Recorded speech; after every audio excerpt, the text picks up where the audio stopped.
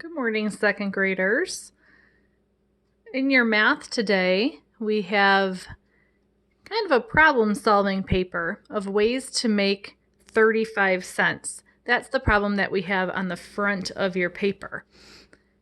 We're going to be practicing finding all different ways to make a certain amount kind of in an organized way so that we can find all the possibilities. So when I'm finding a way to make 35 cents, I'm going to start with my biggest coin first. Now, we're only using quarters, dimes, and nickels in this problem. That's the options they give us on the chart, and they're all going to equal 35 cents. So when I make my organized list, I'm going to start with my biggest coin value first, which is the quarter. Okay, so I'm going to use my workspace up here. I have a quarter. It helps to use real coins, by the way. So if you have real coins at home that you can borrow from mom and dad's change jar or your piggy bank, use the real coins to help you count these out.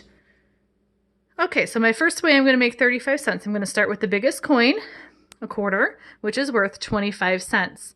If I use another quarter, that's already too much, 25, 50. So I know I'm only going to ever use one quarter, 25. I'm going to use my next biggest coin, which is a dime, 25, and 10 is 35. So I've already made one way of making 35. I'm going to use tally marks in the chart. So 1 quarter and 1 dime is 35 cents. Okay. This time I'm going to start with a quarter again because I know that's 25. That's my biggest way. I know I can't use more than 1 dime because a quarter and 1 dime is 35. So I'm going to skip right to nickels. 25 and 5 is 30. And 5 more is 35. 25, 30, 35. And I'm going to make my tally marks in my chart. 1 quarter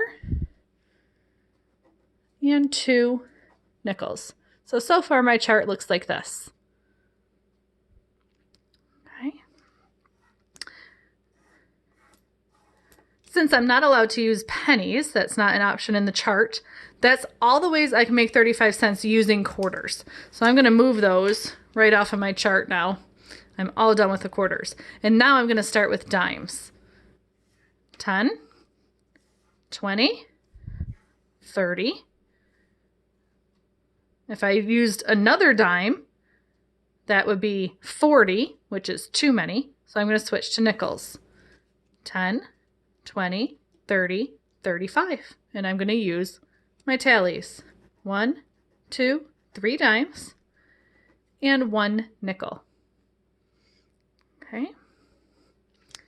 I'm going to start with my dimes again, but this time I'm going to stop at 20. And I'm going to use 1 less dime and switch to nickels to find a new combination. 10, 20. Now I'm going to switch to nickels. 20 plus 5 is 25. 30, 35. 10, 20, 25, 30, 35. I did 2 dimes. 1, 2. And 3 nickels. 1, 2, 3. Okay. This time I'm going to take another dime away and I'm going to use 1 dime, 10, and go right to nickels. So I'm counting by 5s now. 10, 15, 20, 25, 30, 35. 1 dime,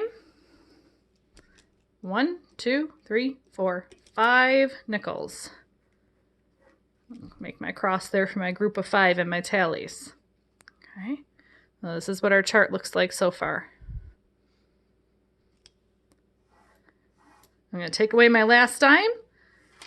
Done with dimes. Moving on to just nickels. So I'm counting by 5s. 5, 10, 15, 20, 25, 30, 35. So it took me 1, 2, 3, 4, 5, 6, 7 nickels. I'll make my tallies in my chart. 1, 2, 3, 4, 5, 6, 7 is 35 cents. So that's my chart there. you should copy that on the front of your page for today, making an organized list. Okay. And then when you're on the inside of your paper, you're going to see some different number amounts that they want you to use, different combinations of coins to see how many possibilities there are, just like we did with the 35 cents.